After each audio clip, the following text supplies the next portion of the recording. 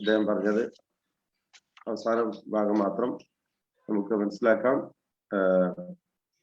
അവസാനിപ്പിക്കാം. അതായത് ഇംതിദാദ്, ഇസ്തിതാല എന്നത് കൊണ്ട് ഉദ്ദേശിക്കുന്നത് ഇംതിദാദ് ദീർഘത്തിലാവുക എന്നതാണല്ലോ.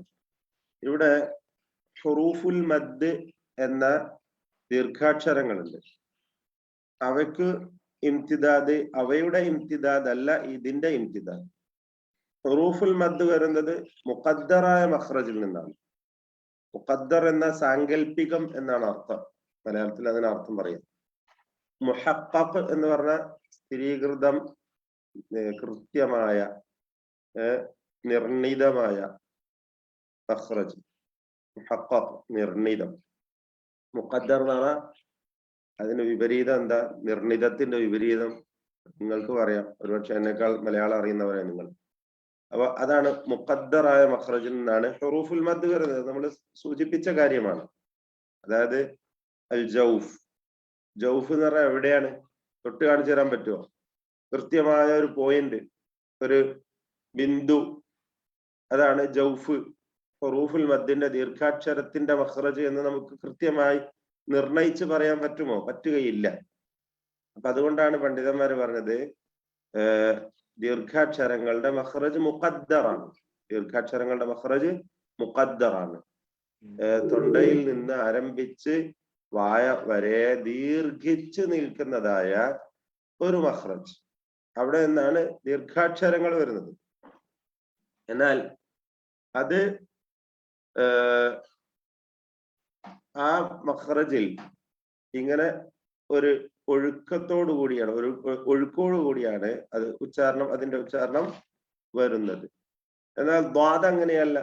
ദ്വാദ് മുഹഖഖായ മഖ്റജിൽ നിന്ന്, മുഹഖഖായ കൃത്യമായ നിർണിതമായ മഖ്റജിൽ നിന്ന് തന്നെയാണ് ദ്വാദ് ഉച്ചരിക്കപ്പെടുന്നത്.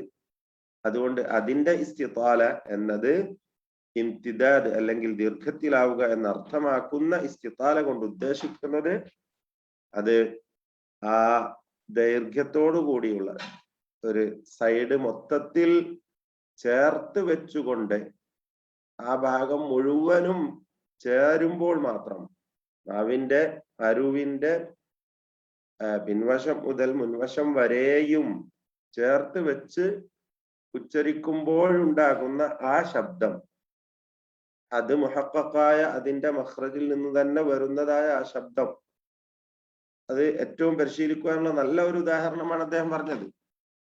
അത് പരിശീലിക്കുവാനുള്ള ഏറ്റവും നല്ല ഉദാഹരണം, എല്ലാവരും അത് പറഞ്ഞ് പരിശീലിക്കുക തന്നെ വേണം. ഇവിടെ ദ്വാദിനെ തെറ്റായി ഉച്ചരിക്കുന്ന രീതികൾ പലതാണ്. ഒന്ന്, തഫ്ഖീം ചെയ്യപ്പെട്ട ദാല് പോലെ പറയാറുണ്ട് എന്ന് പറഞ്ഞു. ദാലിന് തഫ്ഖീം കൊടുത്ത് ഉച്ചരിക്കുക, അത് നാവിന്റെ അറ്റത്തിൽ നിന്ന് പറയുന്ന രീതിയാണ്. അത് തെറ്റാണ്. ദ്വ എന്ന് പറയില്ലേ, ദോ ദോ എന്ന് പറയാം, അല്ലെ ദോ എന്നൊക്കെ പറയാം. ചിലർ വാവ് ചേർത്തുകൊണ്ട് പറയും. അതുപോലെ ദോ ലീൻ എന്ന് പറഞ്ഞാൽ എന്താ സംഭവിക്കുക? ദാലിന് തഫ്ഖീം വന്നു. പിന്നെ ചിലര് തെറ്റായി പൂർണ്ണമായും തെറ്റിച്ചുകൊണ്ട് സ പോലെ പറയും, അല്ലെ, റമസാൻ, റമസാൻ, എന്നൊക്കെ പറയും. അല്ലെങ്കിൽ വാ പോലെ ഒക്കെ ഉച്ചരിക്കുന്നത് ഒക്കെ തെറ്റാണ്, എല്ലാം തെറ്റാണ്. നേരത്തെ സൂചിപ്പിച്ച പോലെ തഫ്ഖീം ചെയ്യപ്പെട്ട ലാമ് പോലെ ഉച്ചരിക്കുക, അതൊക്കെ തെറ്റാണ്. അങ്ങനെ ഒന്നുമല്ല വേണ്ടത്. പരിശീലിക്കുവാൻ പറ്റിയ ഉദാഹരണം അദ്ദേഹം സൂചിപ്പിച്ചല്ലോ, ലില്ലാഹി മാ ഫിസ് സമാവാതി വമാ ഫിൽ അർദ്. അത് എല്ലാവരും പറഞ്ഞു നോക്കാം. അൽ അർദ്, അർദ് എന്ന് പറയുമ്പോ ദ്വാദ് സുക്കൂൻ നൽകി വഖഫ് ചെയ്യുമ്പോഴുണ്ടാകുന്ന ആ ശബ്ദത്തിന്റെ ദൈർഘ്യം, നാവിന്റെ അരുവിൽ നിന്ന് പൂർണ്ണമായി ദീർഘത്തോടു കൂടിയുള്ള ആ ശബ്ദം, അർദ് എന്ന് കൽക്കല വരില്ല. കൽക്കലത്തുള്ള അക്ഷരമല്ല, റിഖ്വായ അക്ഷരമാണ്. അയവോടുകൂടി ഉച്ചരിക്കുന്ന, ലോലമായി അല്ലെങ്കിൽ ലൂസാക്കി ഉച്ചരിക്കുന്ന, അയവോടുകൂടി ഉച്ചരിക്കുന്ന അക്ഷരമാണ്. അതാണ് റഖാവത്തിന്റെ അക്ഷരം. ആ റിഖ്വായ ദ്വാദിനെയാണ് നമ്മൾ ഉച്ചരിക്കേണ്ടത്. അൽ അർദ്, അർദ്.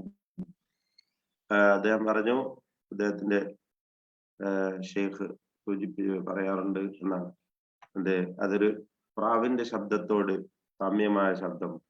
പ്രാവിന് അങ്ങനെ ഒരു ശബ്ദമുണ്ട്, ഒരു മൂളൽ, അല്ലെ? പ്രാവിന് ഒരു മൂളൽ ശബ്ദമുണ്ട്, അതിന് തുല്യമാണ് ഈ ശബ്ദം, അതിന് സാമ്യമാണ് ഈ ശബ്ദം എന്ന് പറയാറുണ്ട്. അപ്പോൾ ആ രീതിയിലാണ് ദ്വാദിന്റെ ഉച്ചാരണം. ഏതൊരക്ഷരത്തിനും സുക്കൂന് കൊടുത്ത് ഉച്ചരിക്കുമ്പോഴാണല്ലോ അതിന്റെ കൃത്യമായ മഖ്റജ് നമുക്ക് എളുപ്പത്തിൽ മനസ്സിലാക്കാനും പരിശീലിക്കുവാനും സാധിക്കുന്നത്. അല്ലെങ്കിൽ ശ്രദ്ധ കൊടുക്കണം. അപ്പോ ഇങ്ങനെ വഖഫ് ചെയ്ത് സുക്കൂൻ നൽകി ഈ ദ്വാദ് ആവർത്തിച്ച് പറഞ്ഞ് അതിന്റെ യഥാർത്ഥ മഖ്റജിൽ നിന്ന് തന്നെ ഉച്ചരിക്കണം. അതിന് നല്ല പരിശീലനം വേണം. ആവർത്തിച്ച് പറഞ്ഞ് പരിശീലിക്കുക. അള്ളാഹു തൗഫീഖ് ചെയ്യട്ടെ. ദ്വാദ് ദ്വാദായി തന്നെ ഉച്ചരിക്കുക ഇസ്തിതാലത്തോടുകൂടി. അള്ളാഹു തൗഫീഖ് ചെയ്യുമാറാവട്ടെ. വബാറകല്ലാഹു ഫീക്കും ജമീഅ വജസാകുമുല്ലാഹു ഖൈറ. സല്ലല്ലാഹു അലൈഹി വസല്ലം.